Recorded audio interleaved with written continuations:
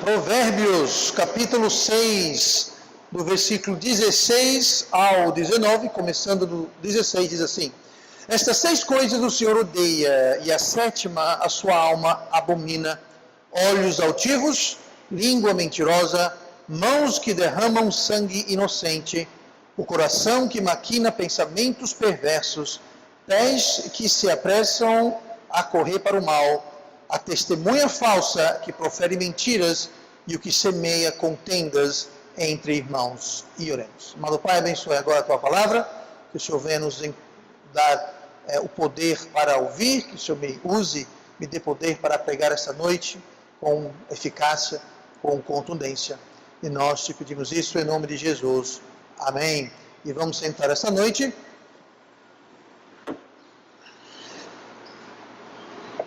E estamos então de volta no nosso estudo sobre o Espírito Santo.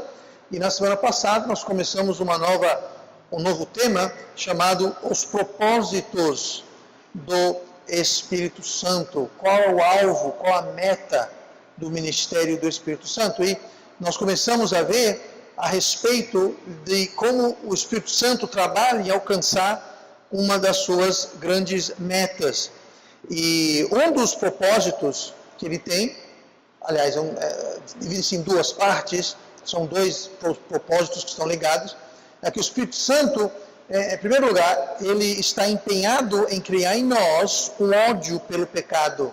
É um dos seus ministérios e metas e propósitos principais, é que criar em nós um ódio pelo pecado. A nossa maior fraqueza é que nós não odiamos o pecado tanto quanto deveríamos ou quanto o Espírito Santo gostaríamos que nós odiássemos. Eu mencionei na semana passada que muitas vezes, em relação ao pecado, a gente esconde o pecado, a gente camufla o pecado, a gente justifica o pecado, a gente pode até de vez em quando ter alguém que deixa o pecado, mas raramente é criado um ódio pelo pecado. Muitas vezes o crente deixa o pecado, mas fica assim, olhando para trás. Ainda está apaixonado pelo pecado.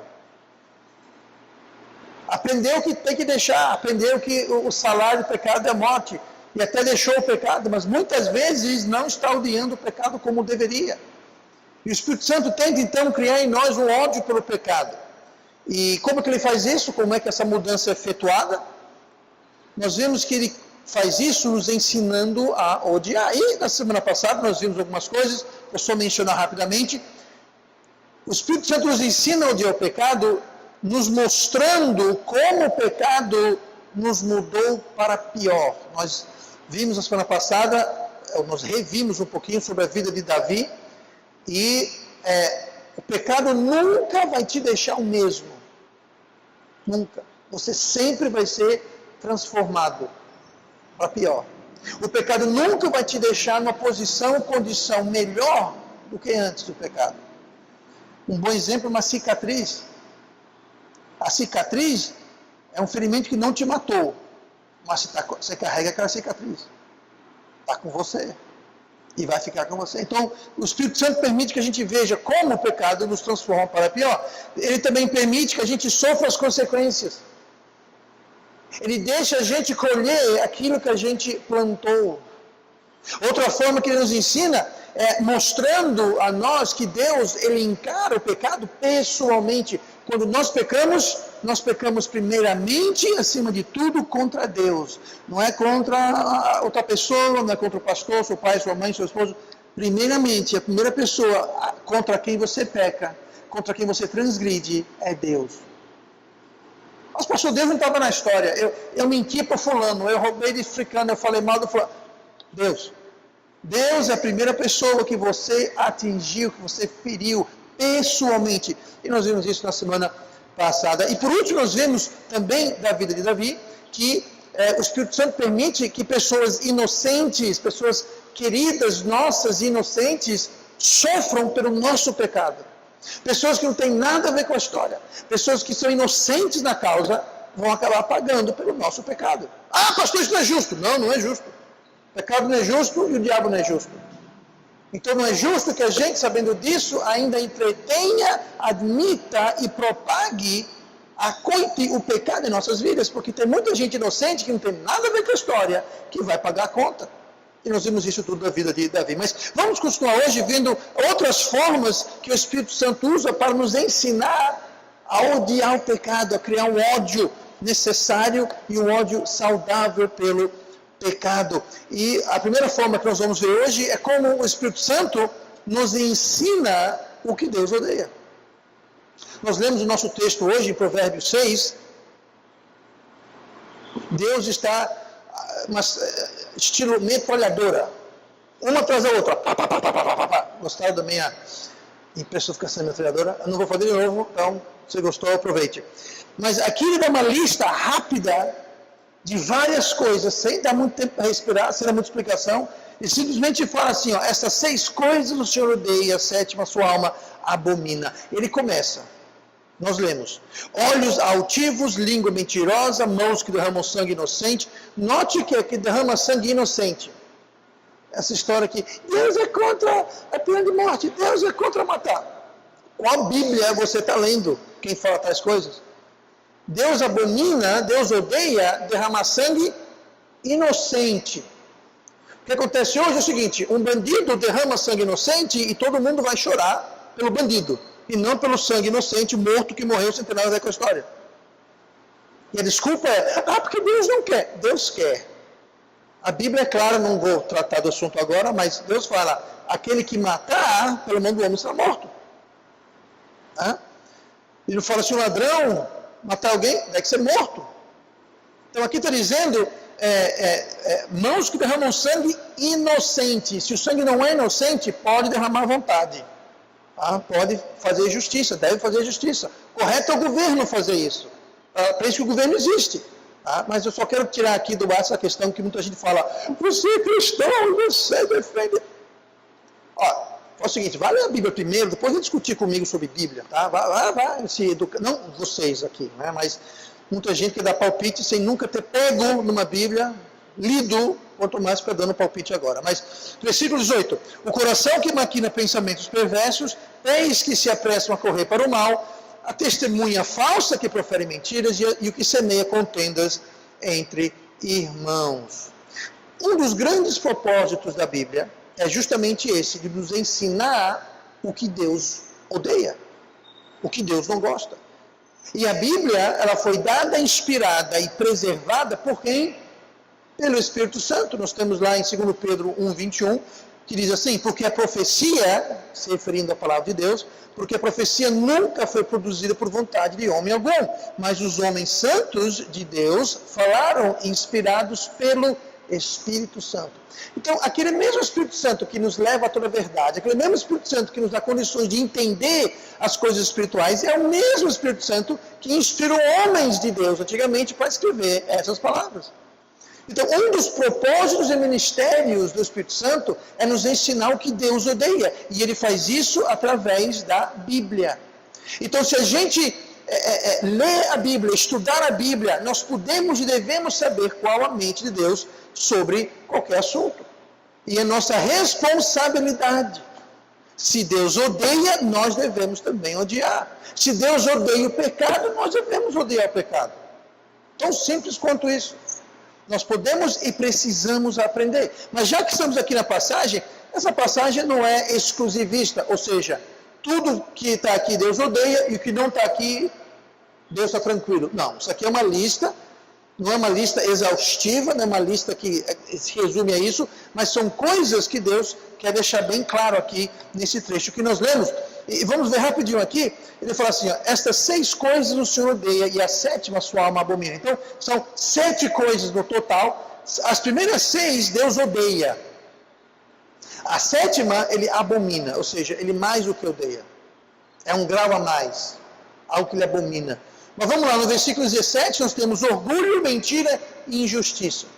O 17 fala o quê que nós lemos? Olhos altivos está falando sobre orgulho, a pessoa que é orgulhosa. Então Deus aqui odeia olhos altivos, língua mentirosa, autoexplicativo, e mãos que derramam sangue inocente, ou seja, injustiça. Deus odeia injustiça. Deus odeia quando o inocente é morto. E quando o culpado pela morte do inocente, é livre. Então, nosso país está em encrencas, porque o que acontece hoje é isso. Os culpados saem livres e as vítimas ficam por isso mesmo. Versículo 18, fala sobre um coração mau e sobre dar prioridade para o mal. O 18 fala o quê? O coração que maquina pensamentos perversos. Deus odeia aquela pessoa que está sempre maquinando. Está sempre pensando em aprontar alguma coisa com alguém, de algum modo, para algum fim. Deus odeia isso. Só matuta, só maquina, só fica pensando, imaginando o que ele pode aprontar, qual a próxima que ele vai aprontar. Deus odeia isso. E pés que se apressam a correr para o mal. Aquela pessoa, para fazer o mal, para fazer o que é errado, pode estar chovendo ou fazendo sol, pode estar cansado ou não, pode ter dinheiro ou não, pode ser tarde ou cedo, não interessa. Para fazer mal, corre para o mal. Para fazer alguma coisa de bom, de correto, uma coisa que agrada a Deus, ir para a igreja evangelizar, ler a Bíblia, orar. Não, estou cansado, está chovendo, porque a lua hoje está não sei o quê. Inventa desculpa para tudo. É que meu dedinho do pé, eu acho que ele vai doer. Pronto. Eles se apressam para fazer o mal. Para fazer o mal, não há problema nenhum. Não existe cansaço, despesa, problema algum. Não tem obstáculo. Dá para fazer o que é certo? Tudo e qualquer coisa serve. Não sou eu que estou dizendo que isso é o diabo. Deus fala que Ele odeia isso. Pastor, está falando de mim? Bom, se o sapato cabe cálcio. Tá? Eu não servi de ninguém. Tá? Eu não sei quem se apressa para fazer o quê, não fazer o quê. Eu não servi de ninguém. Eu digo o seguinte, se alguém aqui faz isso, Deus odeia. E se Deus odeia, nós devemos odiar também. Aí continua o 19, interessante, mentira de novo. Né? 19 fala o quê? A testemunha falsa que prefere mentiras. Então veja como Deus odeia a mentira. Nessa lista curta de 7 coisas, ele menciona mentira 2 vezes. Mentira, engano, hipocrisia, Deus odeia. E se Deus odeia, é uma boa coisa a gente odiar também. Agora, no versículo 19 tem algo interessante, fala assim, o que semeia contenda entre irmãos. Sabe qual é o número desse último item? É o 7º. Sim, pastor, e daí? Daí que no versículo inicial, lá no versículo 16, fala, estas 6 coisas o Senhor odeia. Ou seja, as primeiras 6, Deus odeia. Mas a 7ª, Ele abomina. Como é que fala aqui? E a 7ª, a sua alma abomina. Qual a 7ª coisa? Semear contendas entre irmãos. Deus tem um ódio especial para a pessoa que faz esse tipo de coisa, que semeia contenda entre irmãos, que fica arrumando confusão na igreja, fica fazendo conversa, fofoca, aquela pessoa que fica criticando, falando, que fica fazendo... É claro, mas pastor, foi brincadeira. Só que ninguém achou graça. Semear contenda entre os irmãos, arrumar confusão entre os irmãos, está no topo da lista das coisas que Deus não só odeia, abomina. Então, o que eu sugiro como pastor é a gente fazer de tudo para não ser culpado de semear contenda, confusão, briga, conversa, mal entendido entre os irmãos. Porque Deus não gosta disso. Deus não gosta disso. Então, como é que o Espírito Santo nos ensina a odiar o pecado? Nos mostrando, e nós só vimos um pequeno exemplo aqui, mas nos mostrando através da palavra de Deus o que Deus odeia. Então, o que Deus odeia, a gente odeia. E se a gente odiar o que Deus odeia, eu te garanto que tudo vai fluir muito melhor para todo mundo. O que nos leva para o nosso próximo item aqui em Salmo número 10. Abra suas Bíblias para Salmo 10. E nós vamos ver aqui algo interessante que talvez você não tenha ligado quando eu disser isso em relação ao odiar o pecado, mas é muito, muito, muito interessante, especialmente à luz de ocorrências e acontecimentos recentes em nosso país. Muito interessante.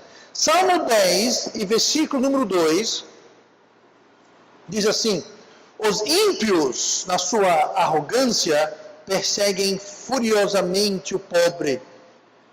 sejam apanhados nas ciladas que maquinaram. Poderíamos ver também porque prosperam os ímpios. Mas aqui você note que fala sobre os ímpios que estão perseguindo o pobre. Que fala sobre os ímpios que devem ser apanhados nas ciladas que eles maquinaram. Aqui estamos vendo que o Espírito Santo permite que ímpios prosperem. Pastor, o que tem a prosperidade dos ímpios a ver com odiar o pecado? Você já ouviu falar ou conhece pessoas desonestas, mentirosas, bandidas, ladrões, desonestas, que prosperam? Pessoas que enrolam outras pessoas para conseguir isso daqui, ó. Eles mentem, enganam, prometem. Pessoas que lucram com engano e mentira. Pessoas que roubam, desviam, corrompem, quebram leis, quebram a moral, fazem coisas erradas para prosperar e prosperam. Me diga uma coisa, qual a sua atitude quando você vê alguém assim? Qual o sentimento que você sente? Eu não sei contar você, mas sabe o que eu sinto? Eu sinto indignação, eu sinto raiva, ódio. Uma pessoa que se aproxima e se faz de amigo de alguém, ganha confiança de alguém, para dar uma rasteira naquela pessoa. Ou alguém que durante uma campanha política promete tudo a todos que vai fazer depois de eleito, ó, só quer saber de encher o bolso, corromper e ser corrompido. Se isso não causa indignação em você, tem alguma coisa errada com você. Pessoas que enriquecem ilicitamente, ilegalmente, explorando e roubando, tomando aquilo que não é seu. Um dos motivos que o Espírito Santo permite esse tipo de prosperidade dos ímpios é para gerar em nós um ódio pelo pecado, uma indignação pelo pecado. E tem muito disso. Isso deveria causar um verdadeiro furor e indignação. E é exatamente isso que o Espírito Santo quer causar em nós. Quando a gente vê injustiça, e a gente vê os ímpios prosperando com a injustiça e a desonestidade, isso deve gerar em nós ódio do pecado. Porque injusto, errado é pecado, e devemos odiar tudo que é injusto, tudo que é errado, tudo que é pecado. O Espírito Santo quer que a gente fique literalmente bravos com isso. E não, fazer o quê, né? É o jeito. Rouba, mas faz. Não, meu filho, rouba, mas faz não. Indignação. Quando existe abuso de poder, abuso de autoridade, alguém que usurpa a autoridade para fazer o mal, para se beneficiar. Sabe, Deus poderia muito bem mandar um raio do céu cair e acabou, resolveu o problema. Por que Deus não faz isso? Porque Deus tem um propósito. Ele quer causar indignação. Porque aquele pecado é tão odioso e abominável quanto o nosso pecado. Só que nós fazemos uma distinção. Bom, o pecado dos outros é horrível. O meu nem tanto, né? O meu é normal, o meu é normal. O meu é bonzinho, o meu é pouquinho. Não. E por isso que muita gente apoia ou não se indigna com tais coisas, ao meu entender, é justamente por causa disso. Porque eles têm tanto pecado que eles se sentem constrangidos em ficar chateados com aquele pecado e não com deles. Mas o Espírito Santo permite aquilo para você ficar indignado com aquele pecado e com esse pecado. E quando a gente começa a justificar e fazer vista grossa para aquele pecado, por causa do meu pecado, não pense que Deus faz isso. Não. Só porque alguém peca mais ou pior do que você, não justifica o seu pecado. E esse é um grande problema que crentes têm. Quando o crente se compara com o mundo, ele vai sair cheirosinho, limpinho, brilhando. O problema é que em momento algum o crente deve se comparar com o mundo. O crente deve se comparar com Cristo. A nossa regra, a nossa meta, a nossa régua é Cristo. E quando a gente se compara com Cristo, nós sempre vamos ficar aquém. Mas a maioria das pessoas não fazem isso. Eles querem se comparar com aquele colega do trabalho que não presta. Não se compare com ele, não. Se compara com outra pessoa. Se compara com o irmão espiritual na igreja. Não qualquer irmão, não. Mas o irmão espiritual, se compare com eles. E melhor ainda, se compare com Cristo. O que dizer de crentes que veem esse tipo de coisa e não só não ficam indignados, mas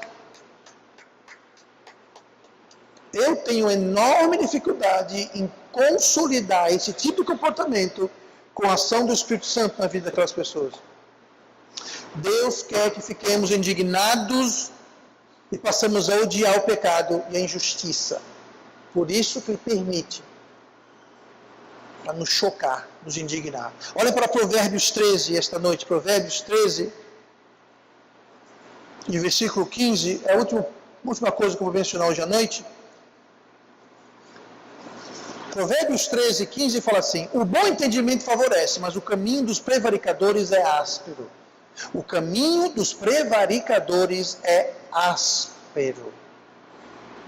Pastor, o que quer dizer prevaricador? Que bom que você perguntou. O dicionário define prevaricar da seguinte forma: faltar com dever ou obrigação por interesse ou má fé. 2. Abusar de poder, provocando injustiça ou prejuízo. Transgredir a moral e os bons costumes. Ou seja, prevaricar não é coisa boa. Seria transgredir, pecar, cometer injustiça, algo nesse calibre. Aqui está dizendo que o caminho do prevaricador é áspero. Áspero como, pastor? Não é suave. É áspero. Alguém aqui já caiu de bicicleta, de moto no asfalto e se arranhou todo? Ninguém. Que pena que o Gil não está aqui. Ele gosta de cair. A Bia já... Está vendo? A Bia é uma prevaricadora. Aí meu exemplo. Áspero. Você está andando de moto. Eu nunca caí de bicicleta, de moto. Você é outro prevaricador. Então veja só. Você sai ralando naquele asfalto. Aí sai rasgando, arranhando tudo. Isso é áspero. O caminho do prevaricador é áspero. Então o Espírito Santo nos ensina a odiar o pecado, nos permitindo ver qual é o resultado final do pecado. Porque o pecado promete muito. O pecado promete o pecado promete resolver os seus problemas. O pecado promete um monte de coisa, mas não entrega nada. Grandes promessas, zero resultado. O salário do pecado é a morte. Então o Espírito Santo permite que a gente veja o resultado do pecado. Você já viu alguém que está fugindo de Deus, se rebelando contra Deus teimosamente, fazendo tudo contrário ao que Deus quer, e nada dá certo? Levam chutes e lapadas e bordoadas manhã, de tarde e de noite, porque se posicionaram contrário a Deus. Tomaram atitudes e decisões contra Deus, contra o povo de Deus e contra o plano de Deus. Pronto, isso seria um prevaricador. Chega quase a dar pena de tais pessoas. Até que percebemos o porquê. Aí a pena se evapora rapidinho. Até que a gente ouve o que está saindo do lábio daquela pessoa. Quando vemos as coisas que fazem ou deixam de fazer. Quando percebemos as atitudes e decisões que elas vêm tomando e ainda tomam. Quando lembramos do que fizeram, do que aprontaram. contra Deus, e mesmo assim se recusam a consertar a situação. Sabe por que o pastor odeia, prega, ensina e aconselha tanto contra o pecado? Sabe por quê? É porque eu, como pastor, já vi, vejo e infelizmente verei muitas vezes o fim do pecado. Imagina uma roda de bicicleta. Tem um cubo aqui no meio, tem as raias, pois bem. Cada um dos membros, você imagina que é uma daquelas raias. Então, você sabe tudo o que acontece no seu raio. Mas o pastor está no centro. O pastor está sabendo, está observando, está a par com muita coisa que muitos de vocês não sabem e nem têm que ficar sabendo e não vão ficar sabendo. Mas eu tenho anos de estar ali no meio, não só nesse ministério, mas em outros ministérios. Eu já vi, vejo, e infelizmente, como eu disse, verei o fim, o resultado, o fim do pecado. E o Espírito Santo permite a gente ver isso. Se você abrir os olhos direito, Deus permite você ver isso, se em lugar nenhum outro lugar na Bíblia. Eu já observei o resultado final, o prejuízo, o sofrimento que o pecado e a rebelião e a desobediência causam. Eu já acompanhei inúmeras vezes o mesmo processo. Só comete aquele erro, acha que não é nada, joga embaixo do tapete, a coisa progride, puf. Eu estou cansado de ver isso. Por isso, quando o pastor prega alguma coisa, é porque experiência, gente. Quando eu aconselho e prego, não só está na palavra de Deus, eu já vi famílias serem trucidadas pelo pecado. Eu já vi famílias fiéis na igreja. Estou pensando agora uma família, não é aqui nessa igreja, é outra igreja. O esposo liderava o louvor na igreja. A esposa ensinava os coisas de as filhas participavam de tudo. Hoje, não tem um deles na igreja, um não está na igreja. Se divorciaram, ninguém se bica com ninguém. Sabe o que é isso? É o final do pecado. É o que acontece. O pecado destrói, corrompe, mina. E se você fosse esperto, você ficava de olhos abertos. Como pastor, eu já acompanhei de perto e intimamente muitos e muitos casos nessa igreja e outras igrejas. E como eu disse, vejo e ainda vê, infelizmente. Eu gostaria muito de ter a esperança que não fosse, mas eu sei que isso não é uma realidade. Não é uma realidade. Tiago 1, versículo 13. Ninguém sendo tentado diga de Deus sou tentado, porque Deus não pode ser tentado pelo mal e a ninguém tenta. Mas cada um é tentado quando atraído e engodado pela sua própria concupiscência. Depois, havendo a concupiscência concebido, dá luz o pecado, e o pecado sendo consumado gera a morte. Deus permite, Ele quer que você enxergue qual o fim do pecado.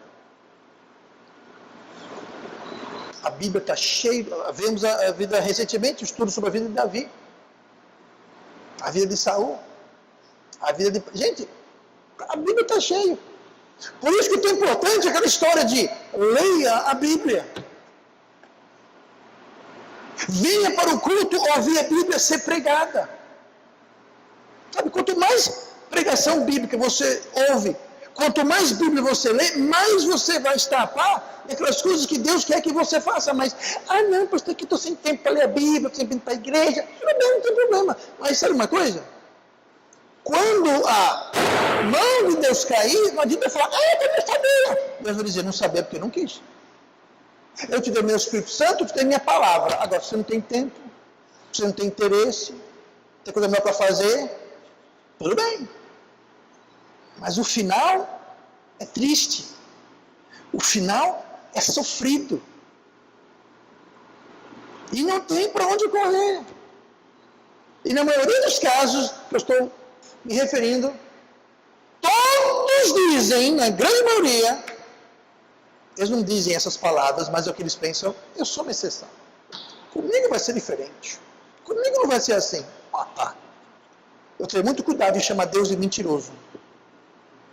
Porque quando você fala que você é uma exceção, Deus fala, eu não faço exceção de pessoas. Ou seja, Deus está dizendo, eu não faço exceção para ninguém. Não, mas eu sou uma exceção.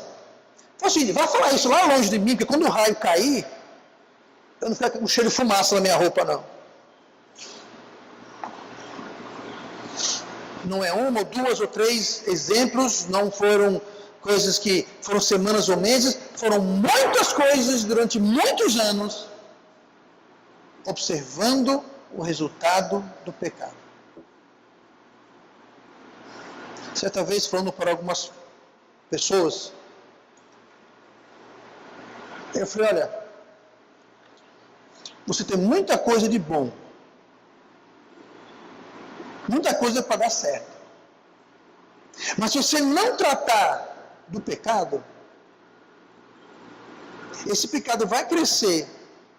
As consequências vão ser tantas que tudo de bom que você tem hoje, você não vai ter mais.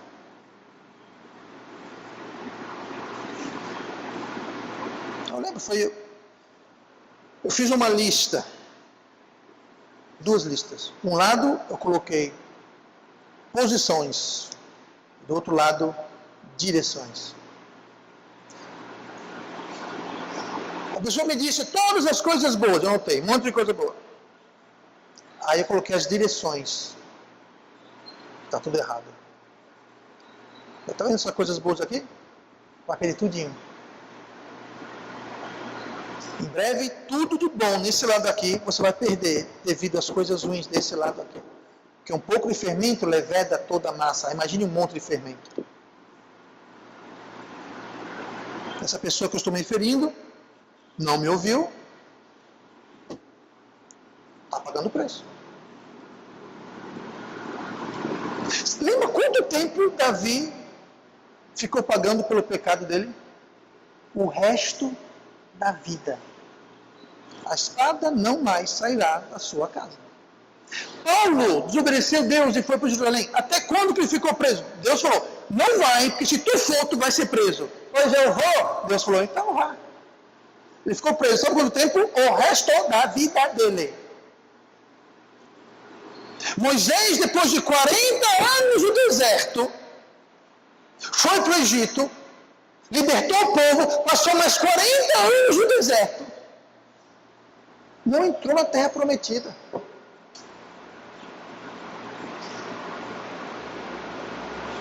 Não é brincadeira. Eu já falei isso uma vez, eu falo 1000 vezes. Essa vida não é ensaio. Isso aqui é vida, é ao vivo, só tem essa. Bagunçou, acabou, não vai ter outra não, gente. Isso aqui não é ensaio para praticar, para comer. Isso agora é ao vivo. É ao vivo. Se cair no chão, quebrar, derramar, acabou, não tem outro. Ah, não dá para colar? Não dá para colar. E às vezes o resultado, a consequência é pro resto da vida.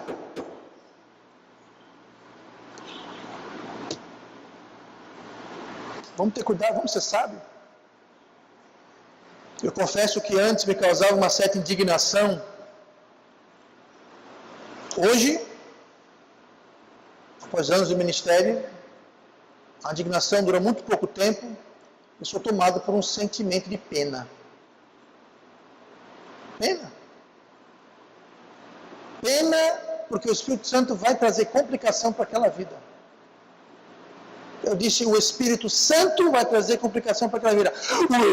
O Espírito Santo vai trazer complicação para aquela vida, porque um dos ministérios dele é deixar que a gente conheça o resultado do pecado em nossas vidas. Por isso que a Bíblia fala, colheu, plantou, forrou, deitou. Sai na chuva, vai se molhar. Oh, Deus, não dá não para eu sair na chuva e não me molhar. Eu posso fazer o que eu quiser, mas eu determinei que quem sair na chuva vai se molhar. Quem plantar vai colher, e quem for a cama vai deitar nela.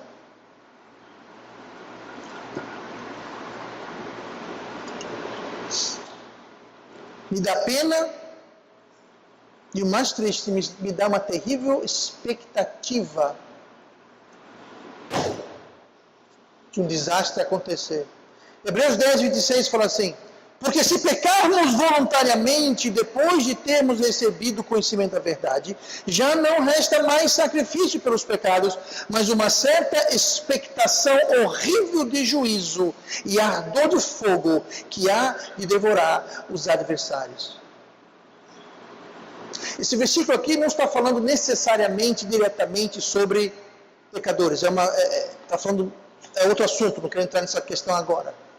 Mas deixa eu trazer atenção ao seguinte, versículos 27, mas uma certa expectação horrível de juízo. Essa palavra juízo é uma palavra grega traduzida. Sabe qual a palavra grega para juízo? Crises. De onde nós temos a palavra crise. Expectação horrível de crise. Aí continua. E ardor de fogo. Esse ardor é a palavra zelos, de onde temos zelo. Deus, em seu zelo, vai trazer crise em nossas vidas. E a expectativa é justamente essa. Quando eu vejo, eu não sinto mais pena, eu sinto uma terrível expectação de juízo. Vai vir crise. Não para mim. Mas vai vir crise na vida daquela pessoa. Está dizendo aqui.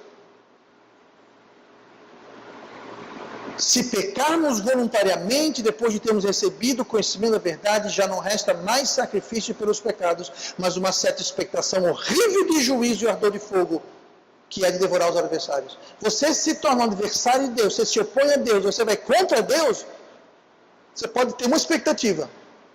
Não é que vai chover algodão doce, não. É ardor, é crise, é lapada, em cima de lapada, em cima de lapada. Ah, pastor, mas não aconteceu nada comigo. Ok. Fica a expectação. E deixa eu dar outra expectação para você, que é mais preciso com o texto em Hebreus. Se o Espírito Santo não está trazendo crise na sua vida para ensinar você a odiar o pecado, Hebreus 12, 7 fala assim: se suportais a correção, Deus vos trata como filhos, porque que filho há quem o pai não corrija. Mas, se estáis sem disciplina, da qual todos somos feitos participantes, sois então bastardos e não filhos. Ou seja, ou você tem a expectativa, de que a qualquer momento Deus vai chegar lá e açoitar. Se você não tem esse medo, o medo é pior ainda. É o medo de que você não é filho de Deus. Aí seus problemas são muito maiores do que você imagina. Porque Deus açoita todo aquele que recebe como filho. É por isso que os pais devem disciplinar os seus filhos. Toda vez que o filho desobedece, é rebelde ou faz uma coisa errada, ele deve sentir um certo ardor nas partes traseiras dele. Isso vai ensiná-lo a odiar. O pequeno Linho, ele nunca apanhou. Ainda. Um dia vai chegar. Mas ele sabe o significado da palavra não. Ele vai mexer alguma coisa e falar: Liam, não. Não. Sabe o que ele faz? Ele para, ele faz assim. Se ele for mexer daqui a pouco na coisa de novo, ele vai lá É até engraçado. Aí chega perto, aí faz assim.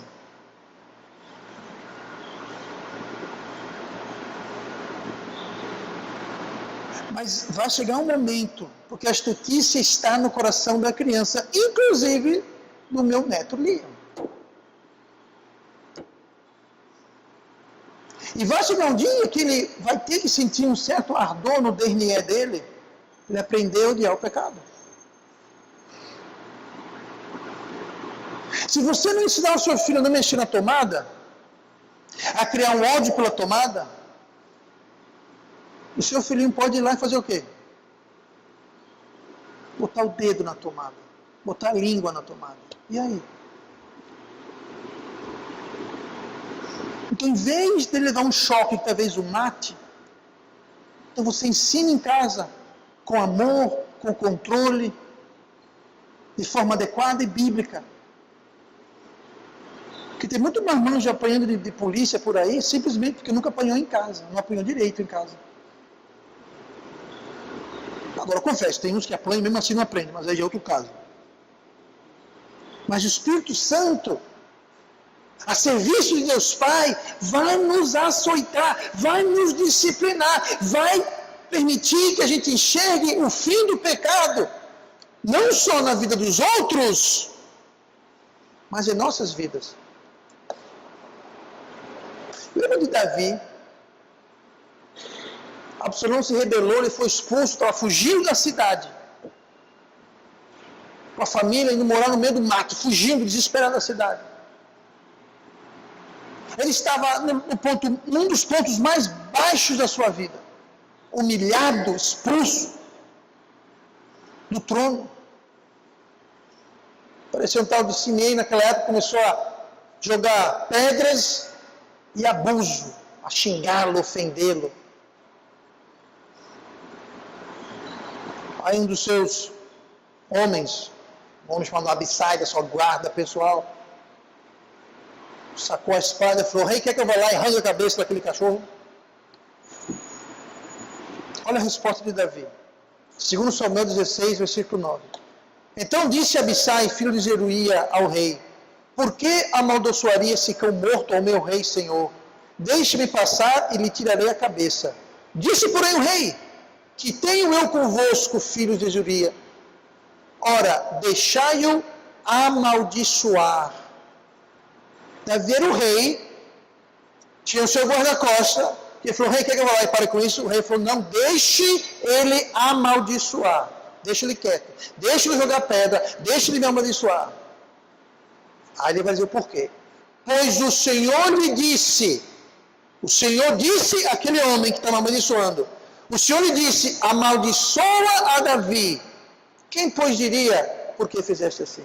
Davi falou: deixa ele quieto, porque se Deus mandou ele me amaldiçoar, deixa ele amaldiçoar. Davi sabia o que ele tinha feito.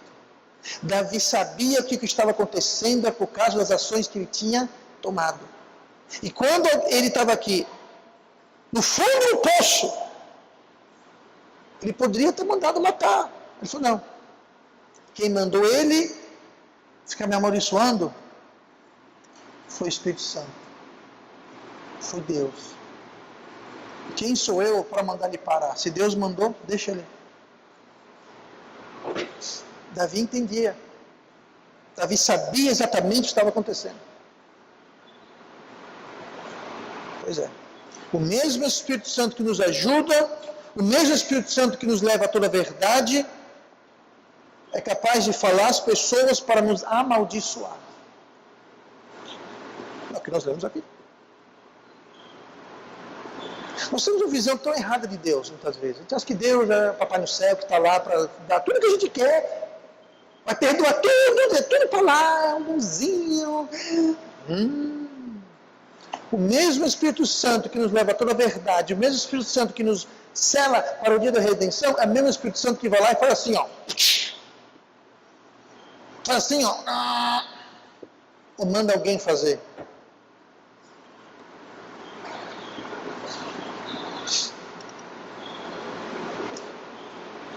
O bom entendimento favorece, mas o caminho dos prevaricadores é áspero. Quando a gente não odeia o pecado como devemos odiar o pecado, nós vamos ficar rolando no pecado. Porque a tendência natural da carne é amar o pecado. Está aqui, ó. E o Espírito Santo quer nos ensinar. Enquanto a gente não aprende a odiar o pecado, nós vamos ter uma convivência amigável com o pecado. Vamos ter amizade com o mundo, que Tiago fala é inimizade contra Deus. E nós nos constituímos inimigos de Deus.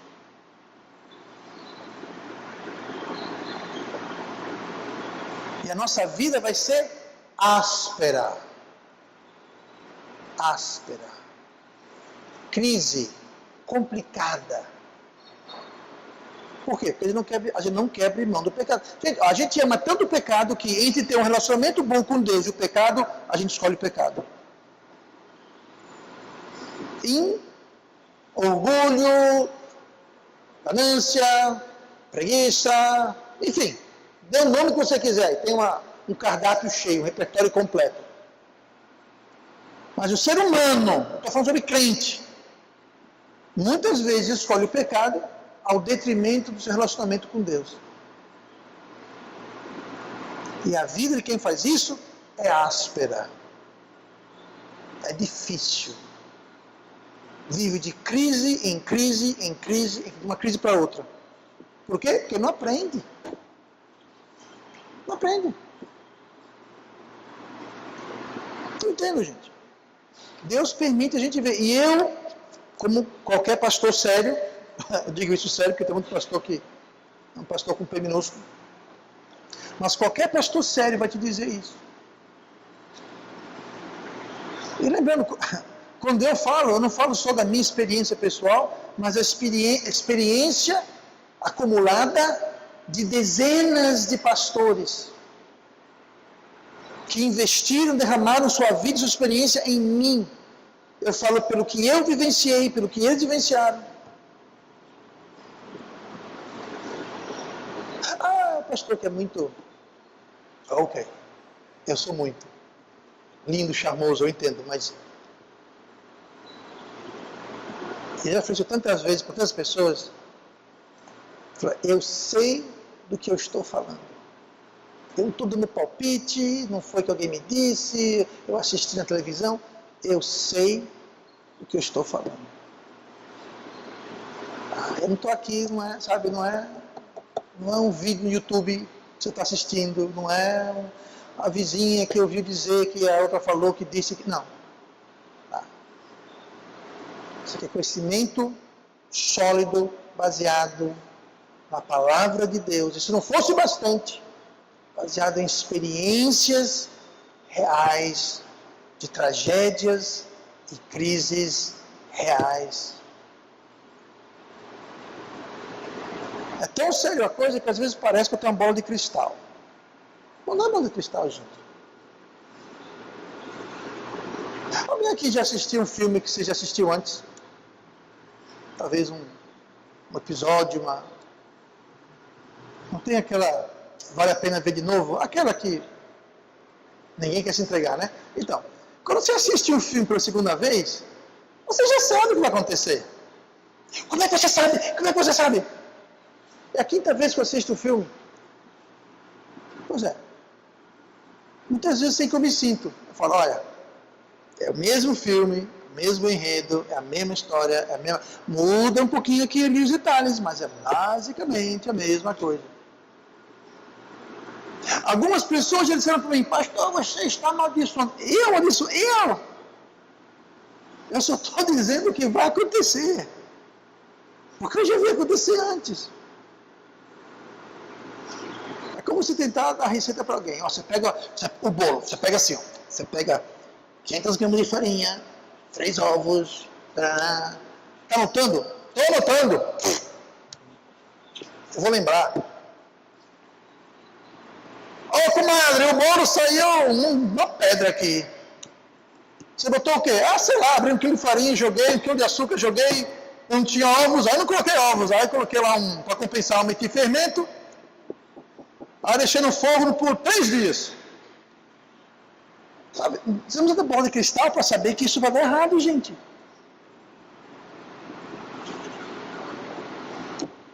Não é que eu sou mágico. Não é que eu tive visões de Deus. Não, gente, ninguém visão de Deus. Igual aquele pastor, né? Os pastores que falam aqui. Alguém aqui, Deus está me dizendo, tem alguém aqui que está com problema financeiro.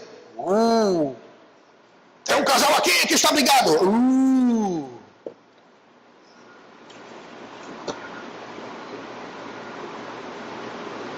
Tem um jovem aqui que está colando na prova de amanhã.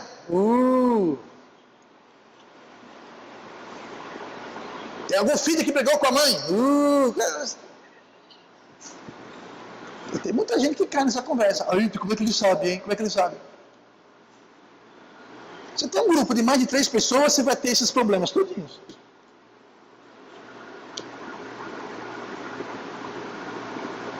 Acho que eu vou parar por aqui, amém?